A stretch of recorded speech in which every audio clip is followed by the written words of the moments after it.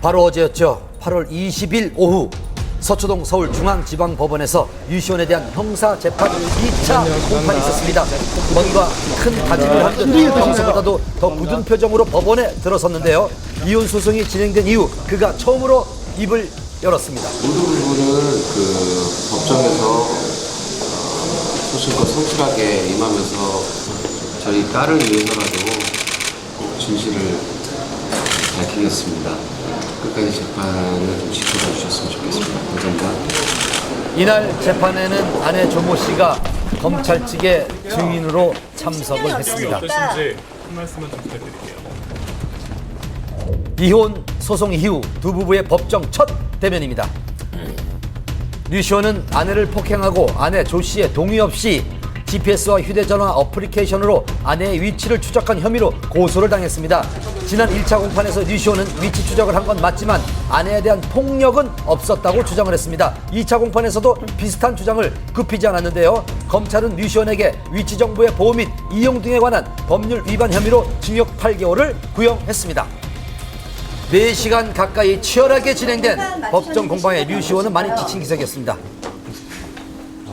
결과에 대해서는 만족을 좀 하시나요? 아직 결과 안 나왔고요. 예, 다음 9월 달에 이제 선고가 되니까 그 결과에 따라서 결과가 나오겠죠. 오늘은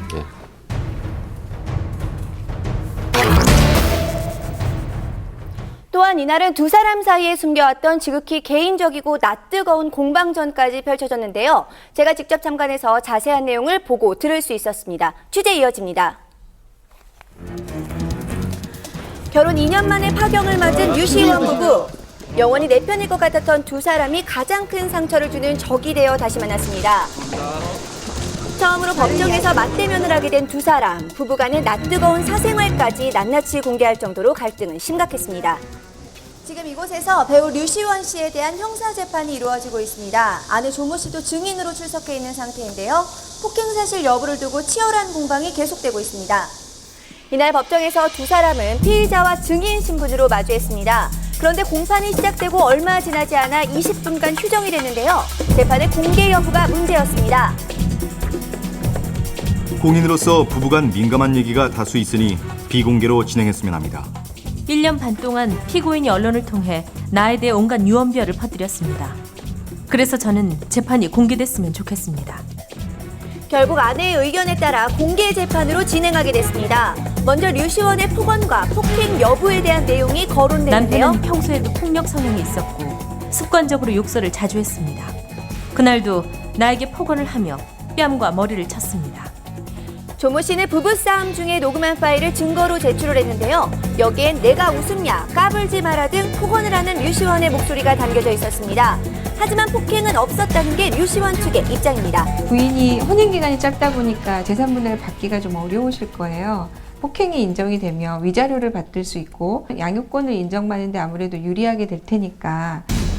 류시원 측에 의하면 아내 조 씨 측이 요구한 위자료는 재산 분할금과 합친 37억과 월 300만 원의 양육비라고 합니다. 고소의 주된 내용인 위치 추적에 대해서도 양측의 입장은 달랐습니다. 남편 류시원은 의처증 증세가 있었고 그래서 나를 감시하기 위해 GPS를 부착한 것입니다. 아내는 전화를 10번 하면 10번 다 받지 않는 사람이었습니다. 직업 특성상 출장이 많은데 연락이 안 되면 불안했습니다. 조 씨는 류시원의 의처증을 류시원은 조 씨가 가정에 소홀한 것을 문제 삼았는데요. 류시원은 아내가 보낸 휴대전화 동영상을 증거물로 아이가 보고 제출했습니다. 싶다고 했더니 휴대전화 동영상으로 아이가 자지러지게 우는 모습을 40초 동안 보여줬습니다. 그래서 집으로 달려왔더니 나와 아이를 두고 새벽에 집을 나가더군요. 아이를 달래느라 전화를 못 받았다고 하는데 남편은 믿지 않았습니다. 그래서 아이가 우는 걸 찍어서 보냈습니다. 그리고 남편이 집을 나가라고 해서 저는 친정으로 간 겁니다. 남편은 내가 뭘 한다고 해도 믿지 않는 사람이었습니다.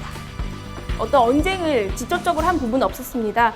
다만 이 조 씨의 그 신문 과정에서 류시원 씨의 변호인 측이 강하게 압박을 하면서 이번 그 이혼에 대한 귀책 사유가 조 씨에게 있는 것이 아니냐라고 추궁을 했습니다.